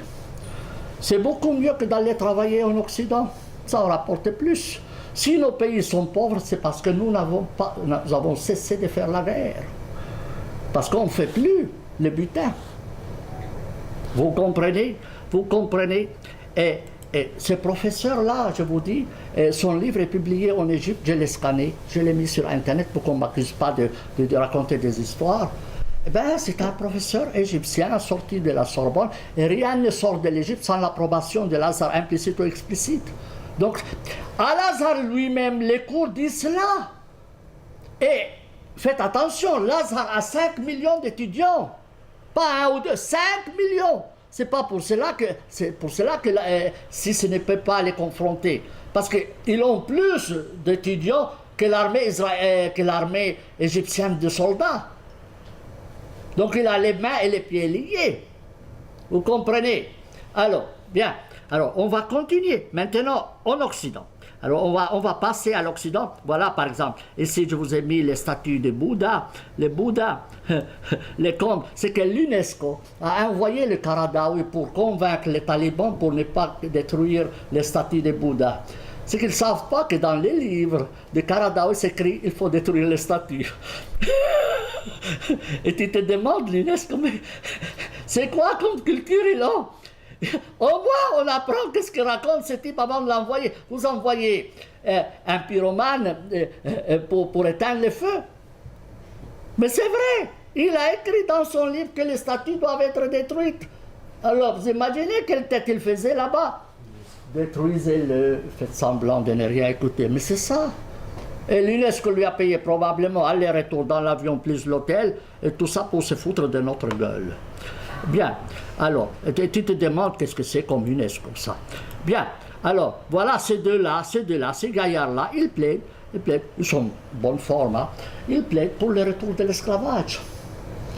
Ils disent jamais le Coran n'a supprimé l'esclavage. Et celui-ci était parlementaire égyptien, et l'autre est le principal leader des islamistes du Pakistan. Pour vous dire comment... Alors, proposition des libéraux. Qu'est-ce qu'ils disent les libéraux? Alors les libéraux, pas tous sont fous. Pas tous sont fous, évidemment, mais vous savez, vous avez 1000 chameaux. 1000 chameaux. Il suffit de 3 chiens pour disperser la caravane. Hein. S'il y a 3 chiens, mais vous avez imaginé, vous avez vu, il suffit de 3 terroristes pour semer la panique dans toute Bruxelles. Il fallait juste 3 ou 4 à Paris, pour Charlie Hebdo, pour après mobiliser 1000 soldats pour les retrouver. Vous voyez qu'est-ce que ça coûte? Ça coûte cela. Et plus doux que les moutons, il n'y en a pas. Il suffit d'un seul berger malhonnête pour conduire tous les troupeaux, à l'abattage.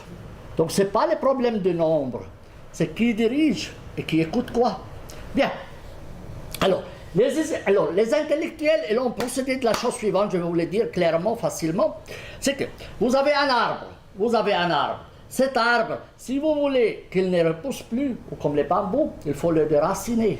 Ça ne suffit pas de mettre quelques produits chimiques, ça ne va pas guérir. C'est les malades, c'est les racines, il faut les descendre. Les racines en islam, les racines dans l'islam, c'est le Coran, parce que c'est la première source du droit musulman, suivi des paroles de Mahomet, mais première source, c'est le Coran. Donc, tant que vous n'avez pas touché au Coran, eh bien, alors voilà la tortue qui hiberne. Moi, j'ai 5 tortues dans mon jardin. En hiver, ils dorment. Vous pensez qu'elle est morte? Non, elle n'est pas morte. Premier coup de soleil, elle se réveille. Donc, les normes islamiques ne meurent jamais. Comment vous pouvez l'empêcher de se réveiller? C'est de lui couper la tête. Je suis contre le fait, j'adore les tortues. Mais pour vous dire, alors, maintenant, les bambous, la même chose. Alors maintenant, qu'est-ce qu'ils ont fait les intellectuels? Alors, juste très court.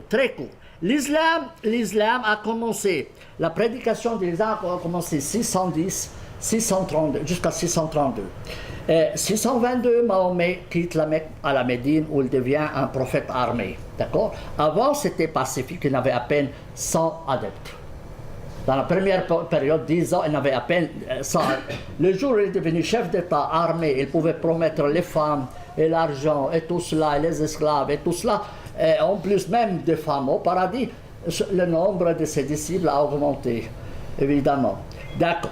Alors, l'idée de base, c'est quoi? C'est qu'on mette le Coran par ordre chronologique. Alors, parce que le Coran que vous achetez est un Coran où les chapitres sont mélangés. Mais si vous les mettez par ordre chronologique, vous pouvez voir comment le Coran a évolué. D'un Coran pacifique, c'est ça, plus ou moins, à un Coran complètement agressif. Alors moi, c'est la seule édition française qui existe aujourd'hui qui classe les chapitres par ordre chronologique pour qu'on voie. Parce que vous passez dans le Coran de Chebel ou je ne sais pas qui, d'un verset pacifique à un verset violent, à un verset pacifique, à un verset violent. Mais comment se passe-t-il? Mais si vous l'avez mis par ordre chronologique, comme je l'ai fait, vous voyez pourquoi.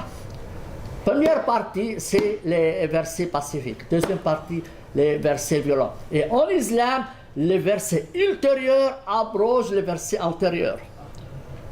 Ce qui veut dire que c'est cette partie qui est valable et pas celle-là. Jamais ils vous enseignent ça à l'école. Mais jamais. Ou sont pour la propagande. Vous voyez. Mais seulement, ils vont juste vous enseigner cette partie-là. Vous voyez. Où ils commencent à dire, à chipoter comme ça, mais c'est ça les problèmes. Alors moi, un de ces intellectuels qui est Mahmoud Mohammed Taha, qui a été pendu, sur demande de Lazare, le Soudanais, il a dit qu'il faut prendre l'islam dans sa première partie, qui est pacifique, et laisser la deuxième qui est devenue politique. Il dit non, mais alors, tu vas nous mettre au chômage technique. Eh bien oui, les chefs ne foutront rien après. Comment ils vont couper les mains et les pieds? Comment ils vont pouvoir lapider? Comment ils vont pouvoir traiter les femmes comme inégales? Comment peuvent-ils exiger des non-musulmans le paiement de la jizya, etc. Vous comprenez? Alors, ils ont fait des pieds et des mains et ils l'ont pendu. Alors, il y a une autre méthode dit, le Coran, ça va, on va prendre juste les paroles de Mahomet qui sont encore plus violentes. Alors, ça s'appelle le Coran coraniste, qui ne suit que le Coran. On lui dit non, si tu nies la deuxième partie, c'est comme si tu ne crois pas à la première, Donc tu es mécréant, et d'ailleurs, ils sont soit en prison, soit leurs livres confisqués, soit ils sont en exil. Ces coranistes. Donc ils ne peuvent pas accepter. Alors, on va continuer le système. Alors, voilà mon édition du Coran. Un autre système, c'est de rattacher le Coran et la Sunna à leur époque. Ils disent le Coran appartient au 7e siècle, tout comme la Bible appartient à son siècle. On ne peut pas. Hammurabi est formidable, mais tu ne peux pas appliquer les normes de Hammurabi. Hammurabi se trouve au Louvre. Voyez, en fait, il faut mettre le Coran à côté des lois de Hammurabi dans le musée du Louvre. Pas plus. Ou l'enseigner comme un texte normal. Alors, moi, dans mon nouvelle édition du Coran, vous savez, vous ne pouvez pas aujourd'hui vendre Mein Kampf en français, édition latine, que si elle est accompagnée d'une décision d'un tribunal de Versailles qui avertit contre les méfaits du livre de Mein Kampf.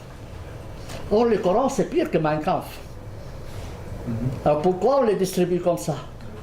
Alors, dans ma nouvelle édition, moi, j'ai mis un avertissement au début. C'est la seule édition où il y a un avertissement en français, en anglais, en italien et en arabe. En disant, lisez ce Coran avec un œil critique.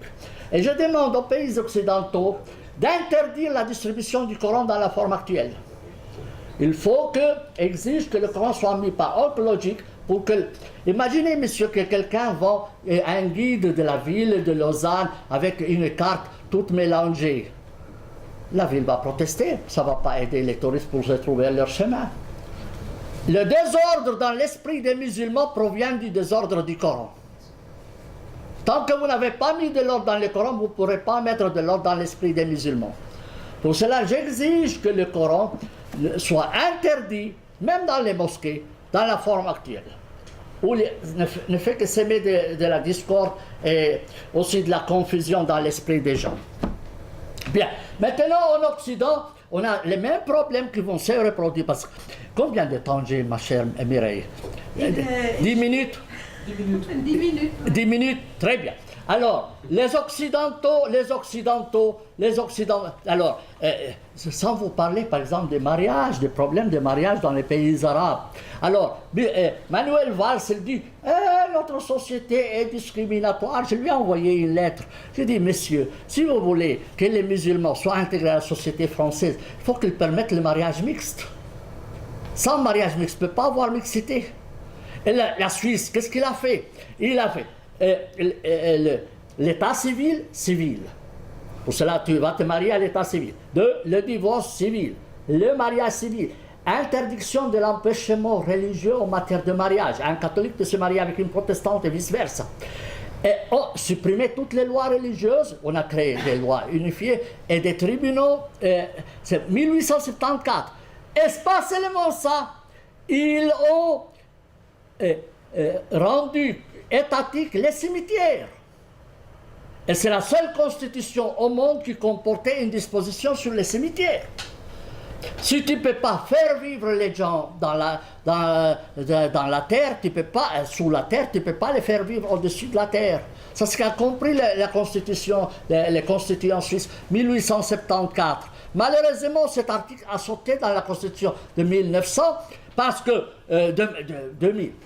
Bon, bref. Alors, parce qu'ils étaient pressés, ils voulaient le faire, et puis l'on dit, après tout, ils l'ont évolué. Eh bien, à mon œil, ils l'ont évolué. Mais aujourd'hui, les musulmans... Alors, la ville de Lausanne m'a dit, les musulmans exigent un cimetière pour eux. Je dis, mais pourquoi? Il dit, ils nous ont écrit une lettre. Je dis, moi, je vous ai trouvé une solution. Il dit, et laquelle? Je dis, moi, j'ai décidé dans le bus que demain, je vais écrire une lettre publiant mon testament dans 24 heures.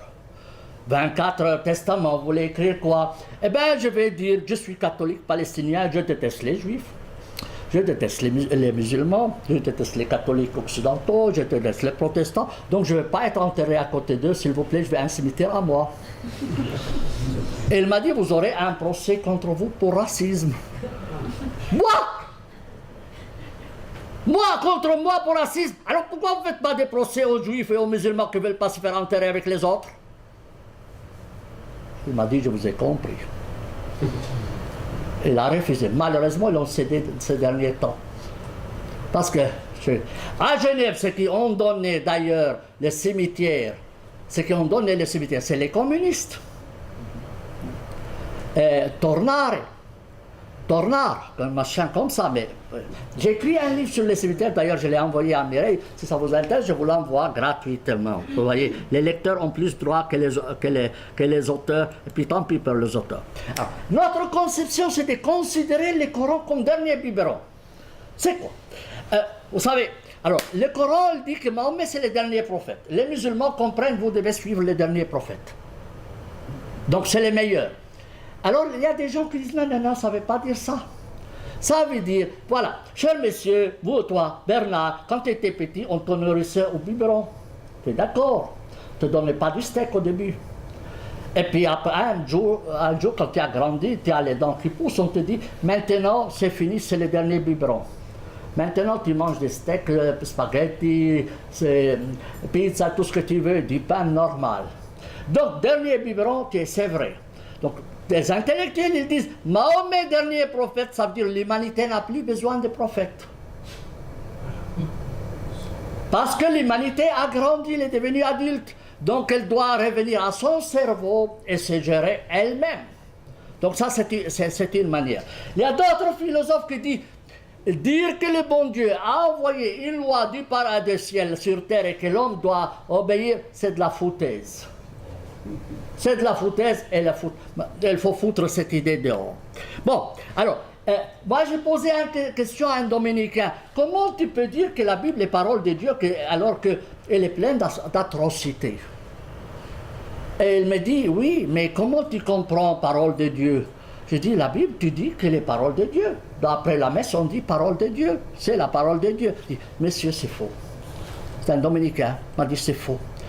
La Bible n'est pas la parole de Dieu à l'homme, mais c'est la parole de l'homme sur Dieu. Alors c'est autre chose.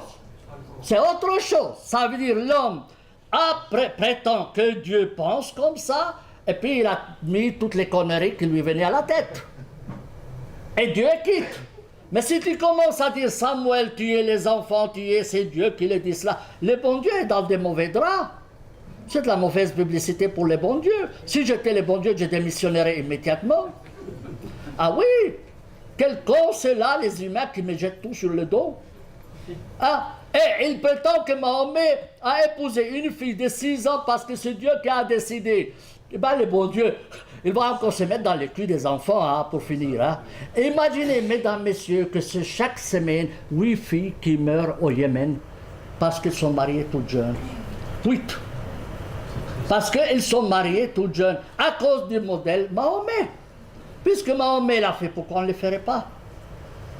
Vous comprenez, quand vous commencez à jeter tout sur le bon Dieu a un beau dos, mais vous le salissez. Vous le salissez. Alors voilà. Alors, maintenant, une autre solution. C'est que quoi? Alors, les Occidentaux disent le dialogue interreligieux. Mon œil, le dialogue moi j'ai participé. Dans le dialogue interreligieux, ça ne sert qu'à manger, qu'à voyager aux frères de la princesse. Parce que personne n'ose dire les choses vraies. Moi, j'ai donné une conférence une fois à Luxembourg. Le directeur d'un institut à Paris, catholique, prêtre, tout ça, me dit « Tu es un mauvais chrétien !» Je dis « Pourquoi? Parce que tu as critiqué les musulmans, tu dois être plus gentil. » Je dis « Messieurs, mais pourquoi? Il faut leur dire la vérité. Il faut leur dire la vérité. Non, tu n'es pas charitable. Je dis « Donc toi, tu veux les tromper, hein? Toi, tu veux les tromper. » Mais ils n'osent pas. Et moi, normalement, quand on m'invite en conférence pour les dialogues inter, on m'invite seulement une seule fois. Parce qu'ils savent très bien que moi je mets les pieds dans les plats et je dis ça c'est. On a assez vu celui-là. Oui. Mais bon, il y a assez d'organisations qui veulent bien m'inviter. Mais c'est chaque fois une seule fois. Hein. Mais pour cela, je commence par leur dire je sais que vous n'allez jamais m'inviter. Pour cela, je vais vider mon sac et tant pis pour vous. Vous avez pris le risque. Vous avez pris le risque de m'inviter. Ben moi, j'ai donné une conférence aux fonctionnaires fédéraux à Berne qui s'appelle l'Einskommande, ça veut dire la réunion qu'ils ont annuellement 2 fois. Et puis, il y avait Heinrich Kohler. Puis, il m'a demandé de donner une conférence sur l'islam. Chaque 3 minutes, il me dit, ça, tu ne peux pas le dire devant tout le monde. Chaque 3 minutes, il me dit, ça, tu n'oses pas le dire, ça, tu n'oses pas le dire. À la fin, moi, je lui avais envoyé le texte pourtant avant, hein. Je lui dis, monsieur le directeur du département de justice, la prochaine fois, vous écrirez, vous, le texte, et puis moi, je vous le lirai. Pourquoi vous dérangez à ce point-là? Non, vous m'avez payé le billet de train Lausanne-Berne pour que je vienne mentir. Eh bien, à midi, il ne m'a pas accompagné au repas. Ah oui? Ah oui? Ah oui? Pour te dire, moi je me suis déplacé, je me suis crevé le cul pour lui. Et lui, chaque 3 minutes, il me dit, ça t'as pas le droit de dire, ça t'as pas le droit de dire, ça t'as pas le droit de dire. Oui, mais un jour, la commission pour la sécurité nationale m'a invité pour leur parler de l'islam, de grande sécurité nationale. Ils sont venus en voiture militaire depuis Lausanne, m'amener je ne sais pas où, à Orbe, je ne sais pas où, un camp militaire là-bas, retranché. Puis je me trouve devant une dizaine de têtes comme ça, chacune, vous voyez, comme une casserole de, je ne sais pas. Et puis ils m'ont dit, vous avez, monsieur, 15 minutes pour nous parler de l'islam. Et ils m'ont donné un café chaud. Comment vous allez expliquer à des gens? Moi, je leur dis, 15 minutes, c'est vraiment pas beaucoup, mais je dois leur dire quelque chose qui va marquer. Alors, ils m'ont dit, qu'est-ce que vous pensez? J'ai dit, monsieur, vous êtes en train de donner le cimetière à des musulmans. Et quel mal y a-t-il? Vous savez, monsieur, donner un cimetière à des musulmans, c'est pire que la destruction de 2 tours de New York. Il ouvre les yeux. Vous êtes dingue, non? Il y a 3000 morts, monsieur. À New York, tu dis donner un cimetière aux musulmans, c'est pire que ça. Je dis oui, monsieur. Je vais vous expliquer. Dit quoi? Les 2 tours, vous pouvez les reconstruire. Mais le cimetière musulman, vous ne pourrez jamais l'enlever. Et ça restera une épine dans votre pied. Vous ne vous rendez pas compte? Les Suisses, 1874, quand ils ont mis dans la Constitution que les cimetières est propriété de l'État, n'étaient pas des cons. Mais ceux qui ont écrit la Constitution de 2000, c'est des cons. Pour vous dire, et je l'ai dit, j'espère qu'il y aura des gens qui verront la vidéo. Bon, la précédente vidéo a eu 1700 personnes qui l'ont auditionné, donc j'espère qu'il y aura l'un ou l'autre. Mais bon, pour vous dire, il y en avait alors des musulmans qui m'ont invité à la radio suisse romande, devant 2 intellectuels musulmans qui veulent à tout prix des cimetières. J'insiste sur les cimetières parce que c'est important. Raconter une anecdote.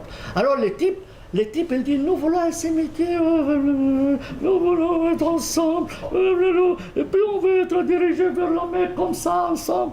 Je dis, pas de problème, on va vous mettre des rétroviseurs. Le type me dit, t'es dingue ou quoi? Et puis je dis, dans tous les cas, cher monsieur, la terre est ronde. Vous êtes universitaire, vous savez, quelle que soit la direction de votre visage, vous aurez le visage et l'intérieur tournés vers la Mecque. Donc la Mecque n'a pas gagné grand-chose. Un jour, je reçois un téléphone de l'Écosse. De la Corse. Un type, il était alarmé. Monsieur, au secours, au secours, au secours. Merde, qu'est-ce qu'il a celui-là? Et moi, je ne le connais pas, il me téléphone. Écoute, qu'est-ce qu'il y a? Eh bien, j'ai un problème, je n'arrive pas à dormir la nuit. Ni moi, ni ma femme. Dit, pourquoi la maison a brûlé? Dit, non. Dit quoi? Eh bien, ma femme a avorté. Et puis la communauté musulmane a refusé d'enterrer le fœtus dans le cimetière comme des musulmans. Et puis le municipal était trop gentil, il nous a offert une place où enterrer le fœtus avec eux. Et puis dans notre religion, c'est interdit d'enterrer les musulmans à côté des mécréants. Et pour ça, vous êtes alerté? Dit oui. J'ai dit, vous travaillez quoi comme métier vous-même? Je suis restaurateur. Dites-moi, monsieur, s'il y a un bouddhiste qui vient manger chez vous, vous lui donnez? Dit oui. S'il y a un juif qui vient, vous lui donnez à manger? Oui. S'il y a un protestant? Oui. Si vous un musulman? Oui, nous sommes hospitaliers. Comment se fait-il, entre vivants, vous cohabitez, vous refusez de cohabiter avec les autres? La terre, après toi, appartient à tout le monde. Il me dit, vous pensez comme ça? Je dis, mais bien sûr, c'est pas comme ça. C'est comme ça, c'est pas autrement. La terre appartient à toi ou au bon Dieu, d'après les concepts musulmans? Dit, c'est pour le bon Dieu, alors pourquoi tu te fâches? Partout où elle est enterrée, il appartient à la terre de Dieu. Mais moi j'ai parlé avec un représentant de la communauté islamique qui dit, nous voulons prier pour notre communauté, on ne veut pas prier pour les autres. Il m'a dit ça. Parce que le Coran dit ne prie pas sur les autres. Pour cela, les imams à Bruxelles ont refusé de prier pour les victimes. Parce que c'est interdit. Même Mahomet était interdit de prier sur la tombe de sa mère. Et ils ont suivi le modèle d'Abraham dans le Coran, qui a refusé de demander le pardon pour son propre père qui était idolâtre. Et ça, c'est le modèle. Et puis on vit avec ça. On vit avec ça. Voilà. Alors, quelle est la solution finale? Alors, vous le savez très bien qu'il y a du venin. Et puis il y a un antivenin concret qu'on sort du même serpent, mais qu'on va développer et qu'on va utiliser après pour guérir celui qui a été piqué par le serpent. Alors, il faut pouvoir sortir du Coran des éléments qui puissent protéger les musulmans contre les piqûres du Coran. Le problème, c'est que par année, il y a des millions de Corans qui sont distribués par l'Arabie Saoudite. Rien que pour le Hajj, à la sortie du Hajj, l'Arabie Saoudite distribue 1 800 000 exemplaires à tous les pèlerins. Alors, le venin du Coran, c'est partout. Vous ne pouvez pas dire éloignez-vous du Coran parce que le Coran est dans toutes les maisons. Tout ce qu'il faut, c'est un antidote. Par le Coran lui-même. Détruire le Coran par le Coran. Parce que vous ne pouvez pas dire jeter le Coran, vous ne pouvez pas le jeter, il est là. Voyez? Alors, ça ce que j'ai fait en mettant en ordre mon édition arabique, à mes frais, à moi. Personne ne me paye. Et l'édition de l'Arabie Saoudite coûte des millions. Et la mienne, c'est 1 million de fois meilleure que l'édition de l'Arabie Saoudite, je peux vous l'assurer. Et c'est la seule voie de salut. Je vais m'arrêter là. Je sais que j'ai certainement blessé l'un ou l'autre, comme ça, mais je suis désolé, mais j'ai juré de dire la vérité, rien que la vérité et toute la vérité. On ne t'invitera pas. Mais c'est à votre risque et péril.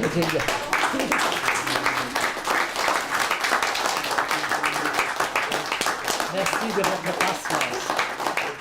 Merci vraiment de votre patience, vous voyez. Monsieur, Oui.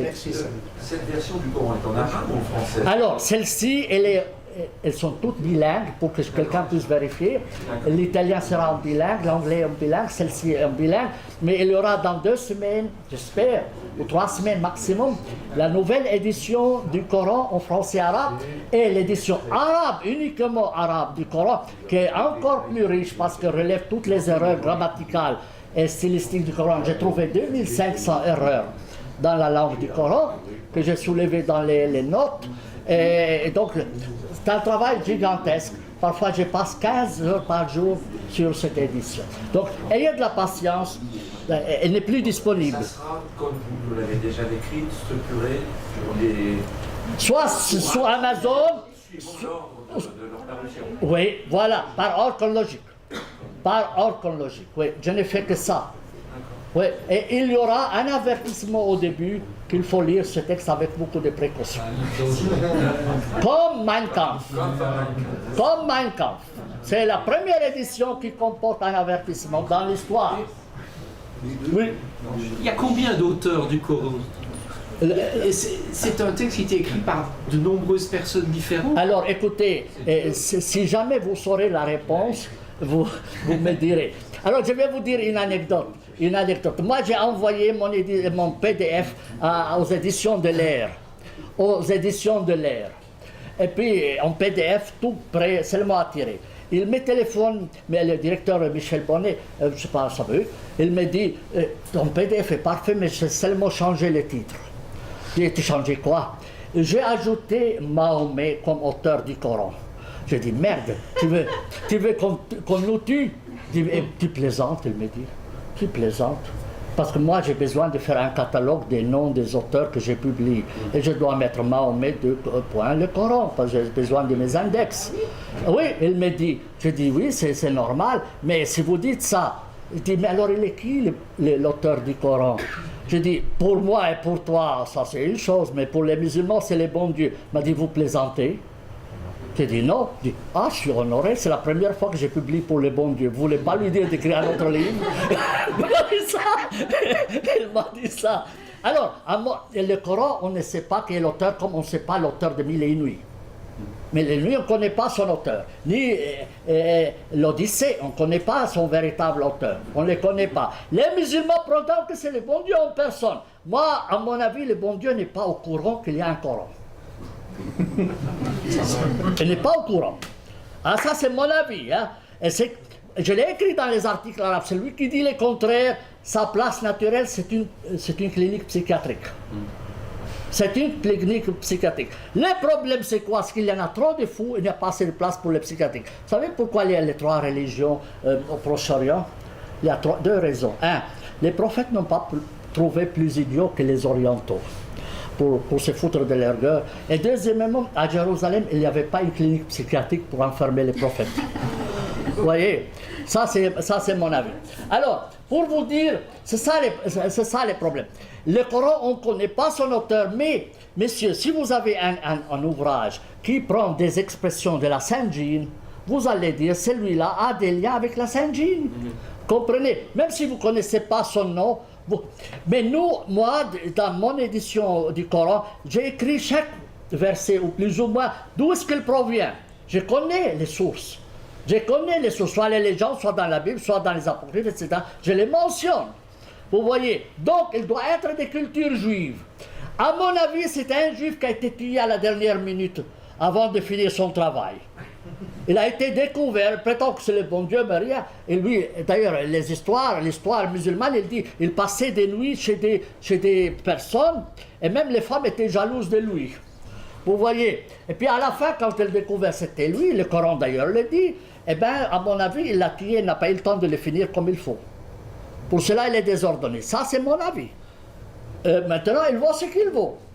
Mais si vous voyez les nuages plein le ciel, vous allez dire, ça va pleuvoir. Si vous voyez un Coran, 90% de sources juives, vous allez dire, ça provient des Juifs. Si vous le voyez désordonné comme il est, vous allez dire, il était étourdi. Donc vous voyez, c'est simple. Maintenant qui est l'auteur, on ne sait pas, peut-être que c'est une commission de rabbins étourdis. Mais dans tous les cas, c'est des Juifs. Ceux qui ont écrit le Coran ne peut pas être que par des Juifs. Ça, c'est mon avis.